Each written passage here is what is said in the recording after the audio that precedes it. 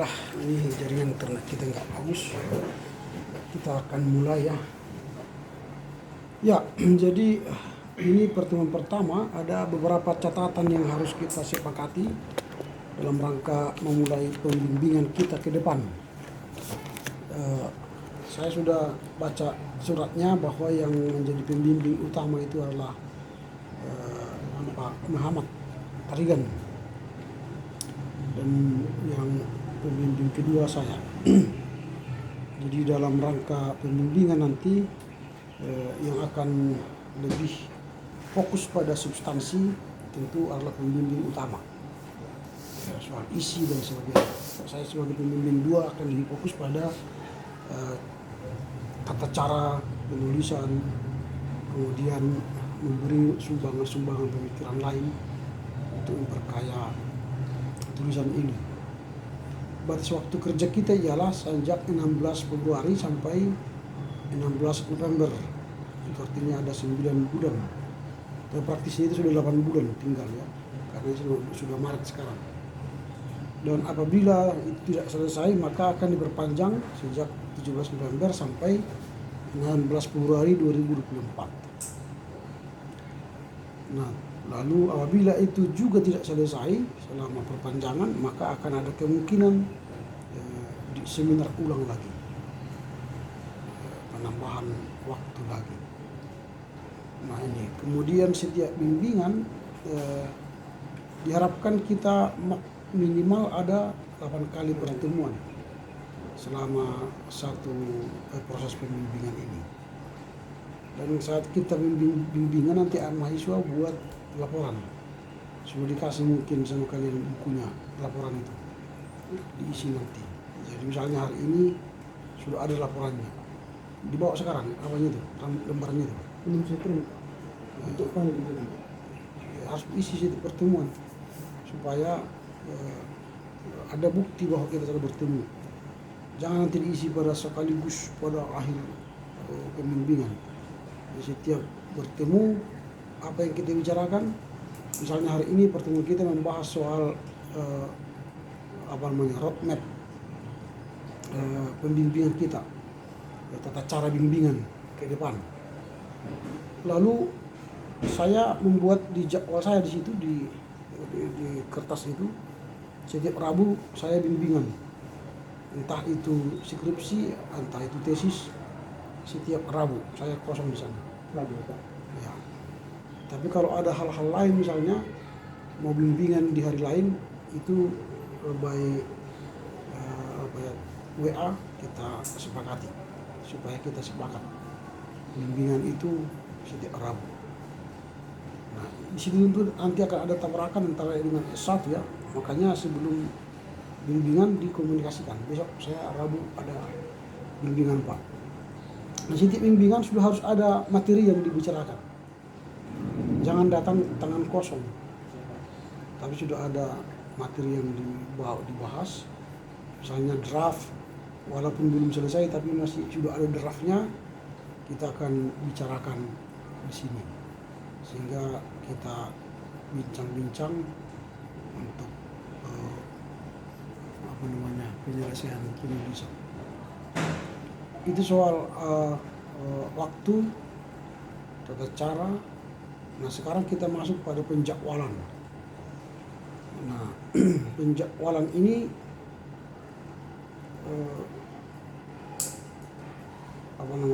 kita akan sepakat nanti kita ya bagaimana penjadwalannya sehingga tesis ini bisa tercapai. Nah, kalau bicara penjadwalan, saya akan tawarkan cara misalnya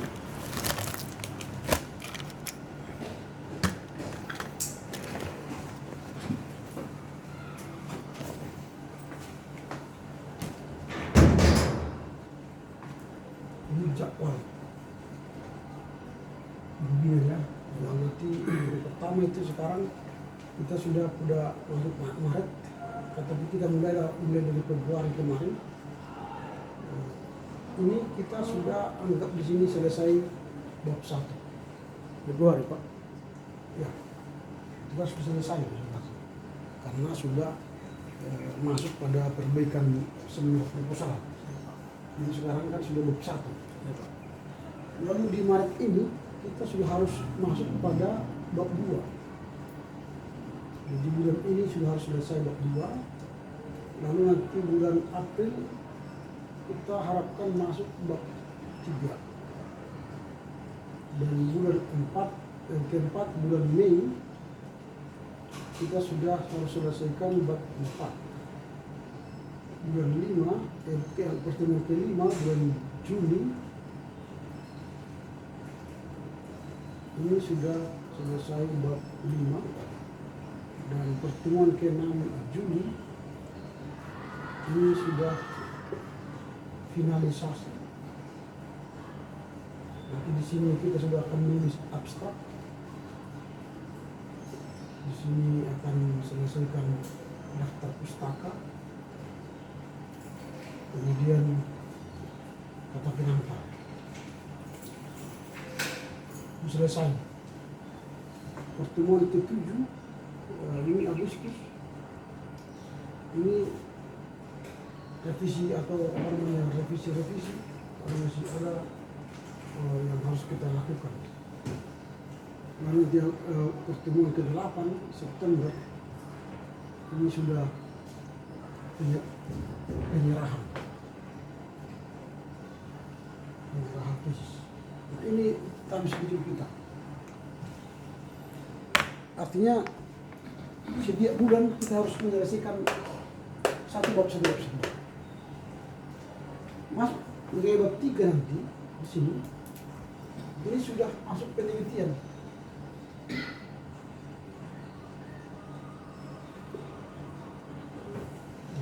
Ketika masuk penelitian itu berarti pembimbing 1 dan 2 sudah memberikan izin untuk meneliti.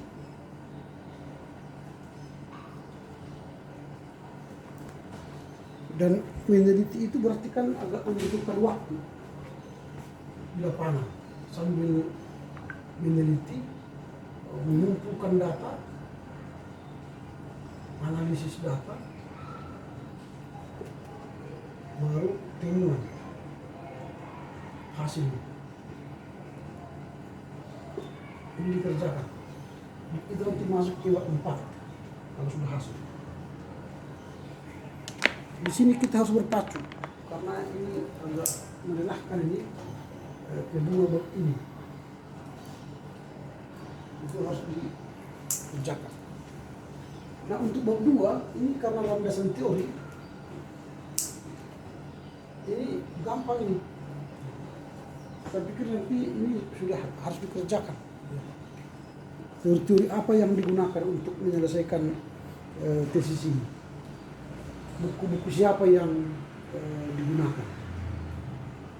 Itu ya. Jadi teori itu adalah buku siapa yang digunakan untuk menyelesaikan persoalan akademis itu. Untuk membahas pendidikan di tanah Karo, siapa yang sudah menulis itu? Siapa yang sudah menulis? Kemudian buku apa? Kemudian timur. Di sini sudah harus muncul. Kalau di bab 2 nanti sudah harus muncul. Kalau dia metodologinya kualitatif, berarti dia kerangka konseptual. Konsep. Kalau dia kuantitatif, berarti dia hipotesis. Itu sudah jelas lagi di bab 2. Kalau sudah ditentukan metodologi. Karena yang membedakan S1 dengan S2 ialah metodologi. Kalau metodologi S1 itu mungkin dia saja hanya deskripsi. Tapi kalau metodologi S2 bukan lagi deskripsi. Dia membahas metodologi dengan baik.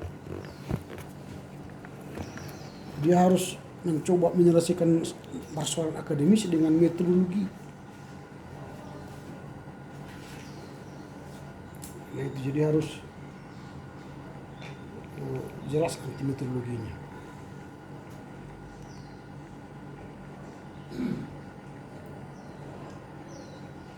Nah, jadi jangan nanti hal metodologi penelitian di sini ya, deskriptif apa namanya, kualitatif, kuantitatif, bukan itu lagi.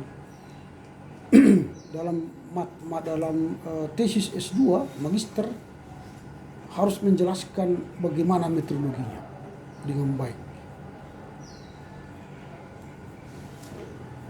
Nah ini metodologi di sini hanya 1, 2, 3 kalimat, nggak boleh. Adapun metodologi penelitian dilakukan dengan metodologi kualitatif atau library research. Ini beda, kualitatif dengan library research itu beda. Library research itu kamu harus punya buku minimal 50 yang menulis buku tentang pendidikan tanah karo ini. Kalau tidak ada, itu bukan apa, bukan penelitian library research. Kamu pesannya, tunggu saya pesannya. Itu. Jadi beda library research, beda itu kualitatif. Kualitatif adalah metodologi yang menggunakan wawancara dalam rangka mencari kebenaran. Kuantitatif dengan menggunakan angket untuk mendapatkan kebenaran. Kepustakaan dia mencari kebenaran dengan studi pustaka. Library research itu bukan perkara mudah, itu susah karena harus ada 50 minimal buku yang harus dibahas. Lalu kita buat reviewnya, SLR, Systematic Literature Review. Wah, profesor pun jarang gunakan itu, capeknya bukan main. Jadi harus jelas dia. Kalau sudah magister, dia tidak boleh main-main lagi soal metodologi. Dia harus jelaskan bagaimana mengumpulkan datanya, siapa yang menjadi informan kalau dia kualitatif, siapa responden kalau dia kuantitatif, berapa orang, dan persebarannya di mana. Itu harus dijelaskan. Nanti di bab 3 metodologi penelitian dijelaskan lebih baik, lebih mendalam. Kalau di bab 1 ini mungkin karena hanya sedikit, ya dia hanya sepintas lalu. Tapi di bab 3 nanti itu harus dijelaskan bagaimana alat pengumpul data siapa yang menjadi alat peneliti data siapa. Kualitatif itu si penulis. Kalau kuantitatif alatnya ialah angket atau kuesioner. Lalu bagaimana analisis datanya dan sebagainya, itu harus dijelaskan pada bab 3. Nah ini ya, supaya jangan asal ada nanti apa ini penelitian ini.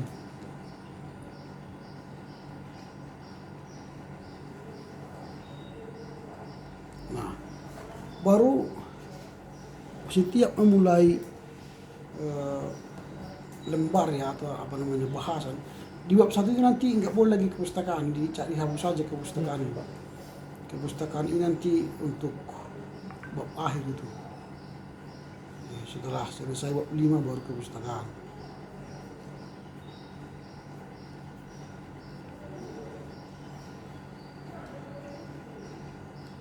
Nah, di rumusan masalahmu itu juga waktu ujian sudah saya sampaikan ini, jangan terlampau banyak. Kalau terlampau banyak sekali waktu nanti menjawab itu. Karena apa yang ditanya di rumusan masalah harus dijawab di bab 3 di bab 4.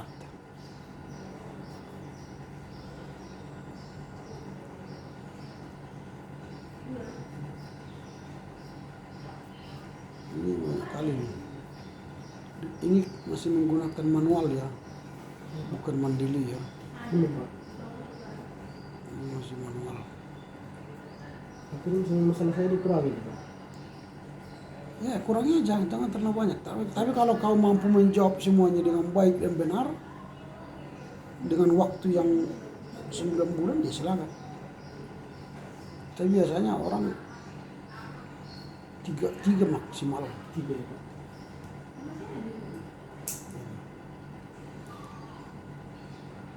Baru ini kalau sudah diterima proposal itu menjadi tesis, bab 1 ini di halaman 2-nya bukan lagi judul tesis itu, tapi sudah dibuat di bab 1 langsung. Jadi jangan lagi dibuat pendidikan di Tanah Karo, tapi itu ditulis saja langsung bab 1. Karena itu sudah menjadi bab 1.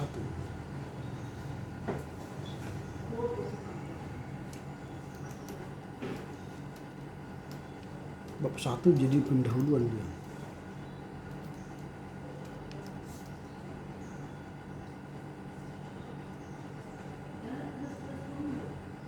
Nah itu, jadi baru nanti kalau sudah bab 1 pendahuluan, setiap judul nanti selalu 18, font 18, setiap judul. Dan judul dia 14. Supaya jangan nanti itu aja bolak-balik kita bahas ya. Jadi setiap judul 14, judul 18. Artinya nanti bab 1, bab 2, sampai bab 5 sampai daftar pustaka, judul itu 18. Mulai kata pengantar, daftar isi, daftar pustaka sampai ke bawah. Pokoknya judul itu harus besar. 18. Baru judul dia 14.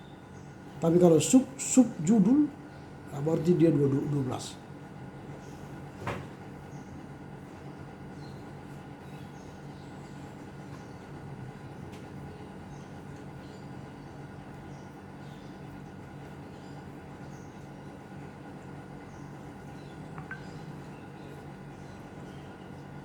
Berarti dulu di open gap sih Pak, di halaman 2 Pak, halaman pertama Pak. Ya, halaman pertama itu jadi bab 1. Karena ini sudah jadi tesis. Jadi dia bukan lagi judul apa itu. Bukan lagi judul tesisnya.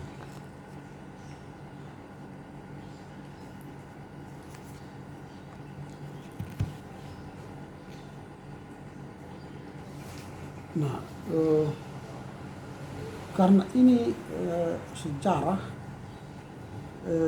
ada banyak buku soal metodologi sejarah nanti. Kalau mau membaca buku-buku metodologi sejarah, ada banyak buku yang bisa digunakan. Karena metodologi kita berbeda dengan metodologi yang lain. Kalau buku metodologi sejarah, banyak buku metodologi sejarah.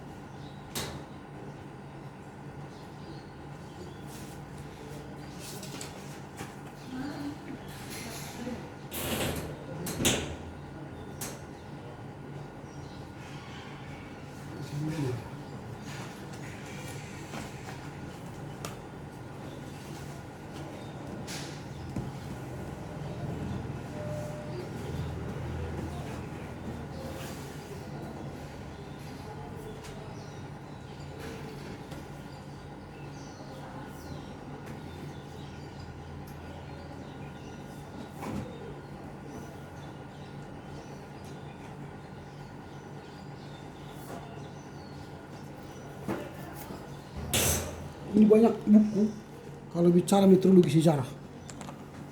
Ini masih banyak lagi nih. Ini metodologi penelitian sejarah. Kemudian ini metodologi sejarah. Banyak ini buku-buku. Metodologi sejarah. Ini banyak ini. Teori dan metodologi sejarah. Teori metodologi sejarah. Nah, banyak. Ini di bab 3 nanti harus digunakan. Karena sejarah itu punya metodologi. Dan itulah saya katakan tadi, makanya kalau S2 itu sudah harus paham metodologi yang digunakan.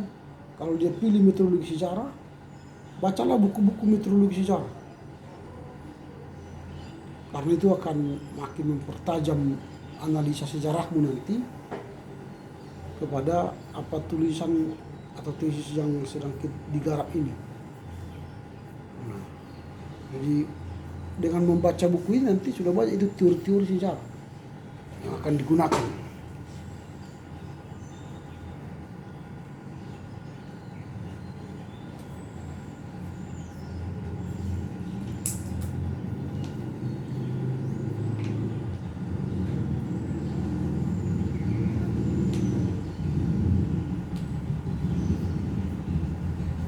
Nah, kalau ini disebut dengan kualitatif,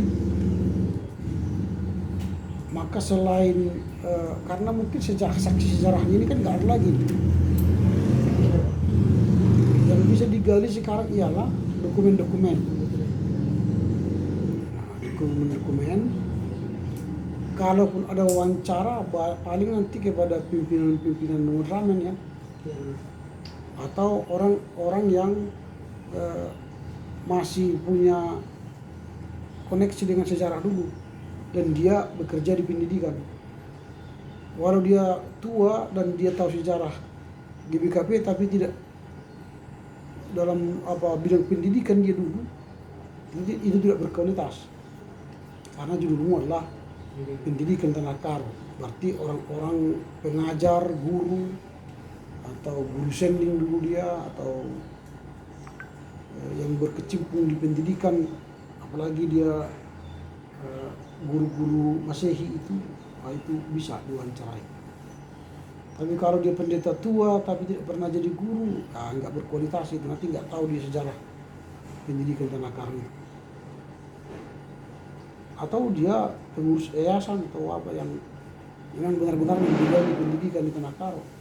Berkaitan sejarah kan itu. Ya.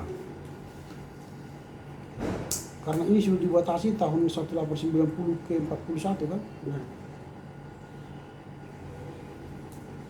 Ini penting. Nanti kau jelaskan mengapa kau lebih fokus pada tahun 1890 sampai 1941. Apakah ada kepentingan sejarah di sana atau ada sesuatu yang menarik di sana yang hendak kau gali? Apakah sejak 1942 sampai sekarang nanti pendidikan di Tanah Karo itu sudah mengalami perubahan, degradasi atau peningkatan? Nah, itu nanti sebut alasannya mengapa kau batasi dirimu sampai 1941. Tentu ada sejarah pendidikan yang terjadi di sana. Sehingga nanti pembaca tertarik, oh rupanya pendidikan di Tanah Karo sejak 1890 sampai 1941 itu begini. Dan selanjutnya begini kan gitu, mereka tahu dari bacaan itu. Lalu mengapa itu dasarnya untuk meningkatkan pendidikan di GBKP masa kini? Berarti dari situ pola pendidikan 1890 sampai 1941 adalah dasar pendidikan GBKP sampai saat ini. Selain itu nggak ada dasar pendidikan GBKP. Berarti ada doktrin-doktrin yang luar biasa memengaruhi GBKP sampai sekarang pada masa itu. Jadi kalau sekarang enggak lagi gitu, enggak begitu. Nah, itu harus kau jelaskan nanti. Itu kan berarti 50 tahun pendidikan GBKP dulu. Setelah itu bagaimana? 50 tahun berikutnya bagaimana? Nah, ini nanti kelihatan nanti di sana. Nah, itulah dulu untuk pertemuan kita hari ini. Kita masih membahas roadmap kita tadi, bagaimana cara pembelajaran kita atau diskusi kita nanti. Lalu untuk mengirimkan file supaya jangan salah mengirimkan file. Nanti setiap file kirimkanlah nanti ke bab 1 underscore Rifki sendiri. Ini contoh, kau kirim sama saya, nanti saya akan baca dan perbaiki ini. Saya buat bab baru nanti, file baru Rifki sendiri. Nanti saya buat nanti sini revisi. Saya kirim nanti sama Rifki. Lalu setelah selesai kau perbaiki ini yang saya kirim ini, kirimlah bab 2 ke saya. yang akan menjadi materi kita pada Maret. Dan selain ini kan draft. Dan kirimlah bab 1 yang sudah final. Ini namanya final Ricky Sembiring tadi. Ini perbaikan. Inilah itu saya simpan menjadi naskah bab yang sudah final perbaikan. Dari pertemuan nanti bulan Maret ini kita akan membahas ini draft yang sudah final ini dan draft bab 2. Nah begitu sebaliknya nanti setelah kau kirim bab 2 di sini bab 2 buat Ricky sendiri, lalu saya baca, saya buat nanti revisi, lalu kau perbaiki, kirim nanti bab 2 perbaikan. Ini bab 1. Lalu kirimkan itu, kirimlah bab 3 sebagai draft. Jadi setiap pertemuan itu ada 2 materi yang akan kita bahas. Satu finalnya, perbaikannya, baru kedua draft bab baru. Nah sehingga setiap bulan itu ada progres yang terjadi. Nah kalau ini molor semua, akhirnya nanti April bab 2, nah itu akan memengaruhi kinerja kita selanjutnya. Apalagi kalau bulan Mei nanti bab 2 saya terima, wah udahlah, Allahu a'lam itu sudah ciri-ciri mau perpanjangan itu nanti. Karena jangan nanti akhirnya seperti mahasiswa S1 juga, 1 minggu 2 minggu sebelum pengumpulan baru datang bab 1 sampai bab 5. Lalu dipaksalah nanti kami membacanya dengan nangis, dengan macam itu. Orang tua saya sakit, begini, saya begini, macam itu kan teori lama itu kan. Kalau untuk S1 kita maklumi, tapi kalau untuk S2 enggak, saya tidak mau maklumi. Lebih baik tambah waktu 3 bulan lagi daripada dipaksa saya membaca bab 1 sampai bab 5. Itu tidak ada gunanya bagi saya. Karena S2 ini bukan hanya untuk mendapat gelar ini, tapi S2 untuk mendapatkan ilmu yang berkualitas. Apa gunanya tamat kalau tidak punya ilmu? Kalau hanya mau gelarnya kan di pinggir sana pun banyak gelar MTH. Dapat itu mudah. Mungkin beli 10 juta pun dapat. Ngapain capek kuliah kan? Nah itu. Jadi saya harus sampaikan itu supaya di awal ini kita sudah punya kesepakatan. Sehingga nanti kalau di tengah jalan ada kemandeka dan sebagainya tidak saling menyalahkan ya. Jadi saya sudah sampaikan ini dan itu kita sepakati sejak awal. Nah saya akan membaca ini nanti lagi perbaikan ini karena ini dulu kita bahas dulu di ujian seminar proposal. Lalu saya baca ini nanti kalau masih banyak lagi hal-hal yang tidak sesuai dengan apa yang kita bicarakan dulu di awal di ujian itu, akhirnya saya coret-coret lagi, nanti diperbaiki. Nah, karena misalnya seperti ini, tahun itu kemarin sudah saya coret ini masih muncul lagi tahun. Kalau saya bilang tahun 1927 itu sudah tahun, tak usah lagi tahun, kalau tulis lagi 1927, berarti tahun-tahun kan itu kan bahasa ini. Tanggal, hari, ini sudah saya coret-coret kemarin di semua. Tapi muncul lagi di sini. Gitu. Jadi yang dicoret-coret itu harus diperhatikan. Karena membaca ini pun punya energi nih membaca ini. Kalau kalian tidak mau perbaiki, ngapain saya baca ini? Lebih baik, tak usah ada pembaca di sini atau bimbingan. Lebih baik langsung aja kasih semua kan. Kita ketemu di ujian. Gitu. Ini kami sudah capek membaca, tapi nggak dihargai bacaan kami gitu. Gitu ya. Jadi nanti ini saya coret-coret lagi nanti, saya kirim lagi. Perbaiki. Jadi banyaklah waktu di ruang belajar. Kalau main ya nggak selesai nih, tiba waktu. Apalagi kalian kan part time kan, bukan full time. Karena masih melayani sana sini lagi, ya, sambil menulis tesis, wah luar biasa itu. Saya yang full time aja menulis tesis dan disertasi kewalahan, apalagi kalian Ya, ya. sampai part timer, berarti kemampuan kalian sudah di atas rata-rata itu, jenius gitu ya. Semoga lah. Tapi kalau pengalaman kami saya lihat yang sambil melayani studi di sini, keteter semua, keteter. Nah, itulah alasan nanti Pak begini, Pak begini. Ya, itulah seperti John David ini yang mau ujian. Ya, ya. Bagaimana hasilnya ya kita lihat aja. Pokoknya tamat lah. Ya, akhirnya gitu aja. Sayang gitu ya. Sudah perpanjangan pun masih begitu. Berapa tahun ya, Pak? Iya. Bukan soal 4 tahunnya, ya soal kualitas apanya kan. Jadi itu nanti ujian dan di tanggal 8. Nah, itu jadi saya sebenarnya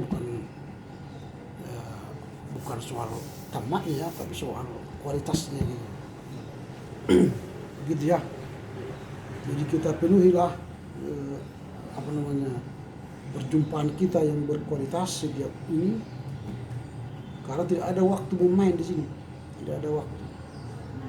Ini bab 2, kalau boleh minggu kedua Maret sudah harus saya terima, saya baca. Minggu ketiga kita bertemu, minggu keempat pulang. Karena habis itu sudah harus mengerjakan bab 3. Karena bab April sudah masuk bab 3. Jadi terus kerja. Jangan banyak main. Gitu. Makanya nanti pertanyaan penelitianmu ini print tempelkan di depan meja belajarmu. Setiap bangun tanya, jawab pertanyaan ini. Apa yang kau tanya ini? Misalnya, bagaimana pola kehidupan masyarakat Karo dalam konteks pendidikan sebelum masuknya pelayan NJG? Terus ini cari di mana bukunya ada yang membahasnya. Tulis. Bagaimana pola? Berarti pola kehidupan masyarakat Karo dalam konteks ini tulis. Kalau menyebut nama Karo, bukannya itu bukan huruf kecil. Ini sudah coret dulu. Jadi K itu Karo, Angkola, Toba, nama-nama apa itu huruf besar. Dan itu kan sudah tamat sebenarnya di kelas 1 SD kan sudah tamat itu. Tapi kalau sampai magister pun nggak tamat-tamat, gimana kita menyelesaikan tugas ini? Ini besar saja Pak Karun. Mana ini? Coba bahasa rumusan pertama. Rumusan masalah pertama.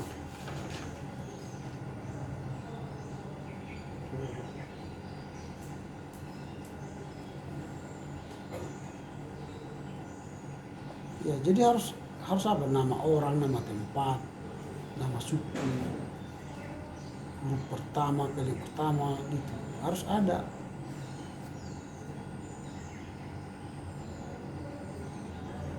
Nah, itulah nanti saya baca lagi. Gitu ya. Jadi kita sepakat lain ya. Ya Pak, sepakat. Cuman ini yang mau saya ngasih aja Pak, mengenai sistematika bab 2 saya bertukar ya Pak, saya kalian.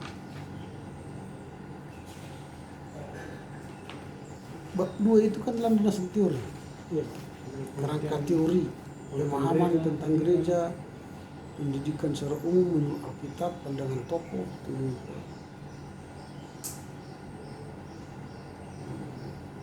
masalah Karo.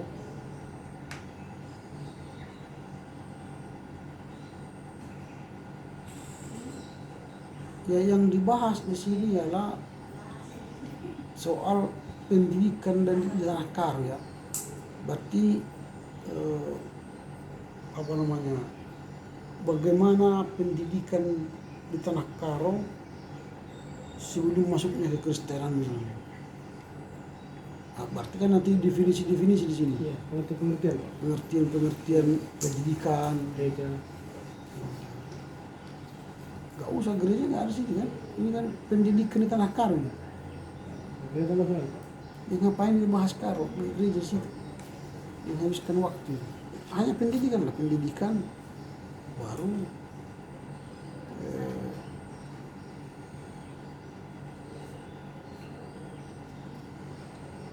Karo ya, Karo dijelaskan lah tanah Karo, di mana Karo itu.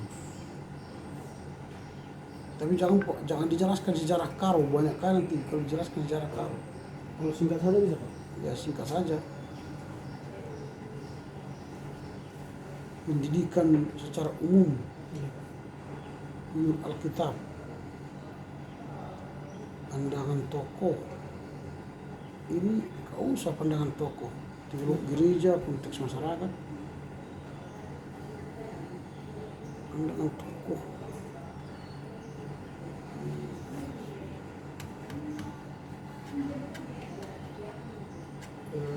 Kalau pandangan tokoh bukan pandangan tokoh, bagaimana ya? Pendidikan itu menurut, kalau bisa sebenarnya ya menurut buku-buku yang ditulis oleh orang-orang Karo ya. Iya Pak. Nah itu bisa bagaimana pendidikan pendidikan itu menurut apa namanya orang-orang Karo ya, karena mereka yang sudah menerima pendidikan itu. Jangan nanti diambil tokoh Martin Luther, Calvin, tak usah jauh kali melompat ke abad ke-15. Iya Pak. Tak usah. Lebih baik pendidikan menurut orang Karo itu sendiri. Kalau ada bukunya, dokumennya, itu aja disebut di situ. Teolog gereja misalnya, nggak usah sampai nanti Paul Tillich, Calvert, nggak usah. Teolog gereja itu maksudnya ya bagaimana pendidikan itu menurut pemimpin-pemimpin GBKP kala itu. Ketemu Ramen kalau dia punya buku membahas pendidikan yang seputar konteks kita lah yang ada di GBKP. Baru konteks masyarakat, bagaimana pendidikan menurut gereja, bagaimana pendidikan menurut masyarakat. Nah itu yang ditulis nanti situ. Karena akan melihat nanti pengaruhnya bagi masyarakat kan. Mana lebih maju pendidikan gereja kala itu atau pendidikan yang dikelola masyarakat atau pemerintah kala itu. Nah lalu sekarang bagaimana? Mana pendidikan yang lebih maju, yang dikelola pemerintah atau yang dikelola swasta atau gereja? Nanti kan akan terlihat perbedaannya. Tahun 1890 sampai 1951 pendidikan yang dikelola gereja itu maju, bahkan membuat orang-orang Karo menduduki jabatan-jabatan penting di pemerintahan, diperhitungkan oleh negara karena mereka dididik oleh pendidikan gereja. Nah sekarang setelah pendidikan itu dikelola negara, banyak dikelola, bahkan sudah hebat negara. Jadi sementara gereja GBKP sekarang pendidikannya, yayasan pendidikan itu tidak begitu maju. Apakah masih banyak orang-orang Karo sekarang yang menduduki jabatan struktural atau jabatan birokrat atau konglomerat? Berarti mana yang paling hebat mendidik orang-orang Karo? Pendidikan pada masa 1890-1951 atau pendidikan 1941-42 sampai sekarang? Gitu. Kalau lebih hebatnya pendidikan zaman 1890 sampai 1941 karena bisa melahirkan orang-orang Karo yang terkenal di birokrat dan di konglomerat, misalnya di pengusaha-pengusaha. Apa yang salah di pendidikan sekarang? Begitu. Berarti perlu kita merevitalisasi pendidikan GBKP sekarang supaya mengadopsi pendidikan 1890 sampai 1941 supaya mampu GBKP nanti melahirkan gereja yang warga jemaat yang mampu bersaing di birokrat, pengusaha, konglomerat dan sebagainya. Kan pendidikan ini sangat kuat membentuk masa depan orang. Dulu orang-orang Batak itu karena sekolah sendingnya makanya mereka bisa maju. Gubernur Raja Indonesia Siregar karena sekolah sendingnya, bukan karena sekolah Islam. Banyak orang-orang Islam yang belajar di sekolah sending menjadi tokoh-tokoh penting secara nasional. Sekarang sekolah-sekolah gereja yang menghasilkan orang-orang terbaik dulu nggak ada lagi, tutup. Lalu sekolah negara yang sekarang banyak, tapi sekolah negara tidak bisa menghasilkan anak-anak generasi mereka orang-orang hewan. Nah ini kan pertanyaan ini. Itu nanti kau udah sih di. Tapi kalau kajian seperti nanti sudah bab 3 bab 4 itu. Tapi di bab 2 itu masih menjelaskan bahwa pendidikan yang dikelola oleh gereja begini, pendidikan yang dikelola masyarakat begini. Oke, itulah saya pikir ya. Hari ini selamat berjuanglah, selesaikanlah bab 2. Pertemuan minggu kedua nanti Pak. Saya kirimkan Pak. Ya kirimkan aja minggu kedua supaya kita bahas minggu ketiga. Filenya saya untuk ditandatangani saya bawa sekali 2 ya. Ya, Bab 2. oke. Gitu ya. Siap, Pak. Nanti ini aja dia akan diikuti. Oke, baiklah. Dengan demikian berakhirlah perbincangan kita hari ini. Sampai jumpa 2-3 minggu yang akan datang. Siap, Pak. Oke ya, terima kasih ya. Selamat sore ya. Sore Pak. Terima kasih Pak. Yuk, Saya permisi Pak. yuk.